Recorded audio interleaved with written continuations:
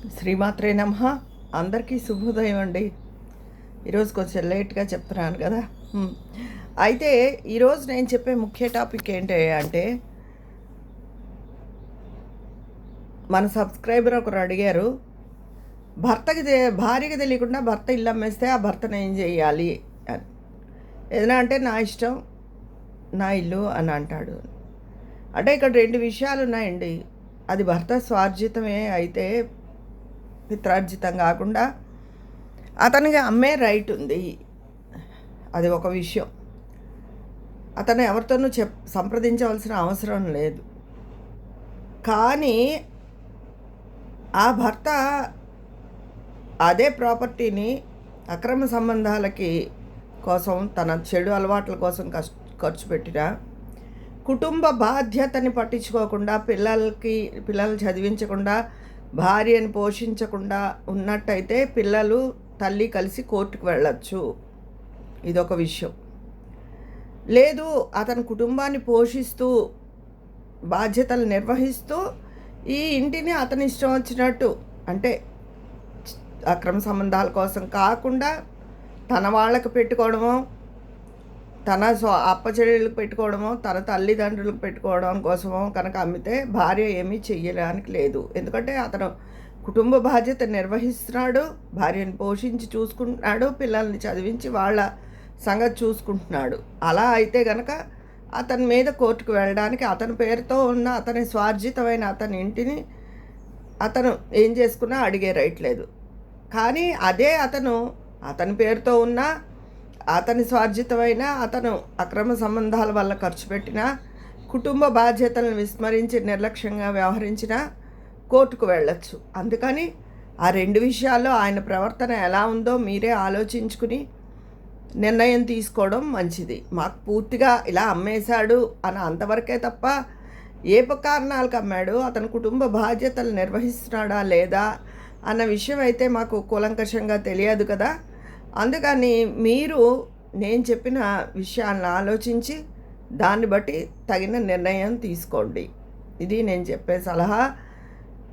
As per law న్యాయపరంగా కూడా నేను చెప్పిందే వర్తిస్తుంది. న్యాయపరంగా కూడా ఆలోచించి మా వారితో కూడా చర్చించి చెప్పిన సలహా ఇది. అతను కుటుంబ బాధ్యతలు సక్రమంగా నిర్వహిస్తూ తాను సంపాదించుకున్న ఆ ఇంటిని వేరే అతని తల్లిదండ్రుల కోసమో దేనికోసమో అమ్మితే అది కోర్టు తీసుకోదు. లేదా అతను సంపాదించిందైనా అక్రమ సంబంధాలు పెట్టుకుని వాళ్ళ కోసం ఖర్చు పెట్టినా, లేదా కుటుంబ బాధ్యతలను ఏమాత్రము పట్టించుకోకుండా పిల్లల్ని ఉన్నా కానీ తల్లి పిల్లలు కోర్టుకు వెళ్ళచ్చు. అప్పుడు న్యాయం జరిగే అవకాశం ఉంది. ఇవన్నీ తేలడానికి టైం పట్టచ్చు, కానీ అలా అయితే వెళ్ళచ్చు. అది సంగతి అండి. దాన్ని బట్టి మీరు ఆలోచించుకుని ఏది కరెక్టో చెప్పండి. వేరే సలహా కావాలంటే చెప్తాను, లేదా మీరే నిర్ణయించుకుని ఏ విషయం ఆలోచించుకుని స్టెప్ వేయండి. ఇదండి సంగతి.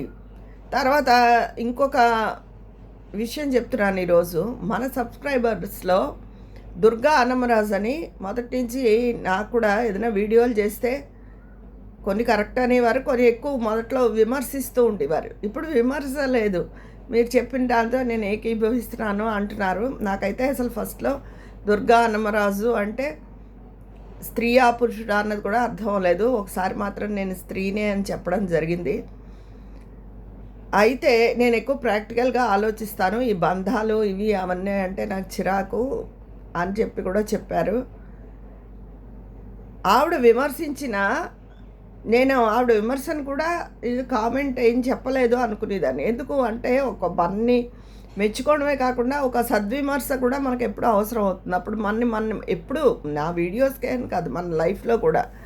ఎందుకంటే అది మనం కరెక్ట్ చేసుకుందుకు ఉంటుంది. ఎందుకంటే ఎవ్వరూ ఎప్పుడు కరెక్ట్ వేలోనే వెళ్ళిపోరు. ఒకసారి అటు అవ్వచ్చు, ఇటు అవ్వచ్చు. ఓహో, ఈ పొరపాటుగా చెప్పావా, ఇలా ఆలోచించానా అని కరెక్ట్ చేసుకుంటుంది. కాకపోతే భానుమతి గారు, ఇందు గారు అంటారు, ఇందిర గారు, అలా కొంతమంది ఉన్నారు నాకు. వాళ్ళు రెగ్యులర్గా విశ్లేషణ పూర్వకంగా మెసేజ్ చేస్తారు పెద్దగా, ఇలాగా ఇలాగా అని చెప్పి. అందుకని ఈ మధ్య భానుమతి గారు కూడా ఆవిడ చాలా బిజీగా ఉన్నారు. ఎక్కువ లాంగ్ వీడియోస్కి ఎక్కువ ఆవిడ గమ్మున రెస్పాండ్ అవ్వలేకపోతున్నారు కొన్నిటికి తప్ప, ఆవిడ పనుల ఒత్తిడి వల్ల. పాటలంటే ఆవిడకి చాలా ఇష్టం. పాటకి మాత్రం వెంటనే రెస్పాండ్ అవుతారు. ఇంకా పాటలు పాడమని కోరుతూ ఉంటారు కొన్ని కొన్ని పాటలు. అయితే నేను ఎక్కువ ఇందు గారి పేరు మెన్షన్ చేయడం వల్ల సుజాత గారు అందరూ చాలామంది మా వెంటనే సుధా గారు రెస్పాండ్ అవుతారు. వాళ్ళు కూడా పెద్ద మెసేజ్ పెడతారు. ఇంకా పేరు ఎవరైనా చెప్పకపోతే ఏం అనుకోవద్దు, ఒక్కోసారి మర్చిపోతూ ఉంటాను నేను. మరి దుర్గా గారి పేరు చెప్పలేదనో ఏమో, నా మెసేజ్లు మీరు కేర్ చేయరు, నా మెసేజ్లు మీకు అక్కర్లేదు, నా మెసేజ్లు మీరు పట్టించుకోరు అని మధ్య కొంచెం నిష్ఠూరంగా చెప్తున్నారు. నాకు చాలా బాధ కలిగింది. ఎందుకంటే నా ప్రతి సబ్స్క్రైబర్ని, నాకు కామెంట్ చేసే సబ్స్క్రైబర్ని నేను ఎంతో గౌరవిస్తానండి. వాళ్ళు మెసేజ్ పెట్టిన ఉత్తర క్షణం చాలామంది నాకు సలహా చెప్పారు, వాళ్ళు అలాగే చేస్తూ ఉంటారుట.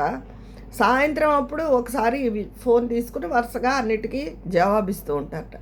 కానీ నేను ప్రతి 10 నిమిషాలకి వీడియో, నేను ఎంత వంట పనిలో ఉన్నా, మా నాన్నగారు పాటలు పిలిచిన ఏ పనిలో ఉన్నా నేను ప్రతి 10 నిమిషాలకి ఫోన్ చూసుకుంటాను. ఎవరో ఒకరు కామెంట్ వస్తుంది, నేను వెంటనే రిప్లై ఇస్తాను.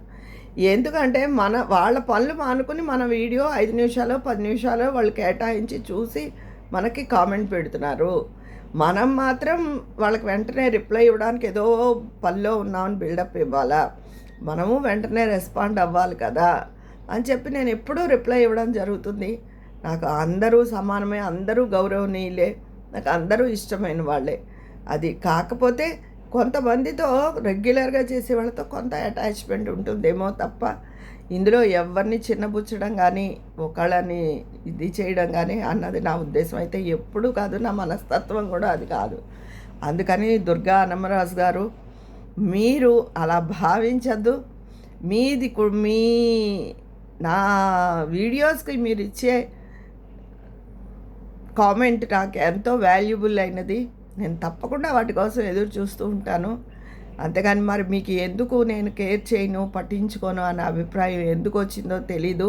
ఒక్కొక్కసారి టెక్నికల్ ఇష్యూస్ వల్ల ఎవరైనా పెట్టిన కామెంట్ నాకు రావడం లేదు, అలాగే నేను ఏదైనా రిప్లై ఇస్తే వాళ్ళకి వెళ్ళడం లేదు. అలా ఎప్పుడైనా మరి పొరపాటు జరిగిందేమో. నేనైతే అలా ఎప్పుడూ చేయనండి. మీరు అలా భావించద్దని కోరుతున్నాను.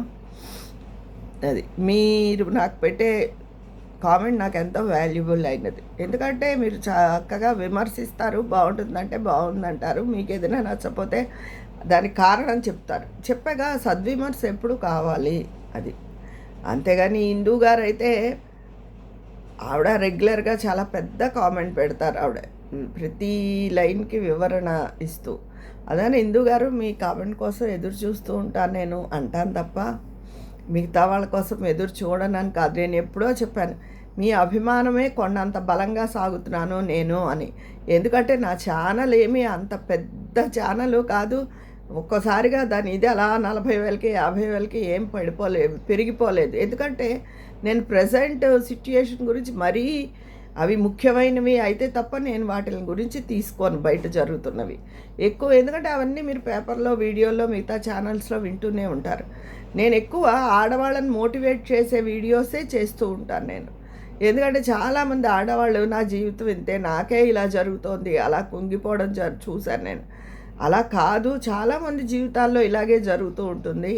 పైగా ఇలా 40 నుంచి 60 మధ్యలో ఉన్న, అబౌవ్ 40 ఇంకా అక్కడ ఉన్న వాళ్ళ గురించి ఎక్కువ నేను చెప్తూ ఉంటాను. ఎందుకంటే వాళ్ళలోనే కుంగుబాటు ధోరణి వస్తుంది. హెల్త్ రీత్యా అయితే, ఆ ఏజ్లో వచ్చే రకరకాల హార్మోన్ల తేడాల వల్ల అయితే, ఇంట్లో పరిస్థితులు, పిల్లలు ఎదగడం, వాళ్ళు టీనేజ్లోకి వచ్చినప్పటి నుంచి మాట వినపడం, భర్త ఇంకో రకంగా వినపడం, వీటితో ఆడవాళ్ళు చాలా కుంగిపోతారు. అలా ఉండద్దు అని ఎక్కువ వాళ్ళని మోటివేట్ చేయడానికి నేను ట్రై చేసి మోటివేషన్ వీడియోలే నేను ఎక్కువ చేస్తూ ఉంటాను. నా వ్యూస్ కూడా ఒకప్పుడు చాలా వ్యూస్ వచ్చేసేవి నాకు కూడా, 50K 40K అలా. కానీ ఇప్పుడు ఒక 500 మ్యాక్సిమం 1K అలాగే వస్తున్నాయి. దానివల్ల నాకు వచ్చే ఇన్కమ్ కూడా చాలా మినిమం. నేను దాని గురించి కూడా ఆలోచించాను. మనం బయటికి వెళ్ళి నలుగురికి అన్నీ చెప్పలేము. ఛానల్ ముఖంగా కొంతమంది ఆడవాళ్ళైనా మన వల్ల మారితే బాగుండని, మేము మారాము, నేను చాలా నేర్చుకున్నాను అని కొంతమంది చెప్తూ ఉంటారు. నాకు ఎంతో సంతోషం అనిపిస్తుంది. అది నేను నాకొచ్చే ఇన్కమ్ గురించి ఆలోచించను, లేదా ఏదో కరెంట్ సిట్యుయేషన్స్ గురించి చెప్పను. కేవలం ఆడవాళ్ళని మోటివేట్ చేద్దామనే ఉద్దేశంతోనే చెప్తాను. కాకపోతే ధర్మం అనేది, ధర్మం అధర్మం అన్నవి రెండు ఉంటాయి కదా. ధర్మం అంతా స్త్రీ పక్షాన ఉండదు, అధర్మం అంతా పురుషుడి పక్షాన ఉండదు. అందుకని నిన్న ధర్మపరంగా పాపం కష్టపడే మగవాళ్ళ గురించి కూడా చెప్పడం జరిగింది నిన్న మొన్న. అది సంగతి. కానీ ఎక్కువ డిసప్పాయింట్గా ఉండి లైఫ్లో మనం ఏమీ సాధించలేదు అనుకునే ఆడవాళ్ళు అలా ఉండద్దు. మనంతటి వాళ్ళం మనం ఏ వయసులో అయినా ఏదైనా సాధించవచ్చు అని వాళ్ళని మోటివేట్ చేయాలన్నది నా ప్రధాన ఉద్దేశం. దీని మీదే నా టాపిక్లు కొనసాగుతూ ఉంటాయి. మీ అందరి అభిమానం లేకపోతే నేను అసలు ఈ పాటి వీడియోలు చెప్పలేను కదా. అందుకని నా ప్రతి సబ్స్క్రైబరు, నాకు ప్రతి కామెంట్ చేసే ప్రతి వాళ్ళు నాకు ఎంతో విలువైన వాళ్ళు. దుర్గా అనంరాజు గారు, మీరు వేరే విధంగా భావించద్దు. మీకేమైనా నా వల్ల మనసు కష్టం కలిగితే నేను సారీ చెప్పడానికి కూడా నేను వెనకాడను. అది చెప్తున్నానుగా, టెక్నికల్ ఇష్యూస్ వల్ల ఒక్కొక్కసారి కామెంట్స్ నాకు రావడం లేదు, నేను పెట్టిన మెసేజ్లు కూడా వెళ్ళడం లేదు. అదండి సంగతి. ఈరోజు నేను ఆవిడకి చెప్పిన కోర్టు విషయంలో సలహా గురించి ఆవిడ ఆలోచించి నాకు మళ్ళీ సంగతి చెప్తారని అనుకుంటున్నాను. ఉంటాను మరి. మీ అందరి అభిప్రాయాలు కామెంట్ బాక్స్లో తెలియజేసేయండి. అక్కడ మాట్లాడుకుందామా? ఇంకా మరి నేను వంటలోకి వెళ్ళిపోవాలండి. 11 అయిపోతుంది. మా నాన్నగారికి 12 భోజనం పెట్టాలి. వాళ్ళకి కొంచెం నా బండి, మా ట్రైన్ కొంచెం స్లోగా వెళ్తుంది, ప్యాసింజర్ లాగా. మీ అందరి అభిప్రాయాలు చెప్తారు కాబట్టి కామెంట్ బాక్స్లో కలుద్దాం. మీ స్నేహితురాలు విజయ పన్నాల.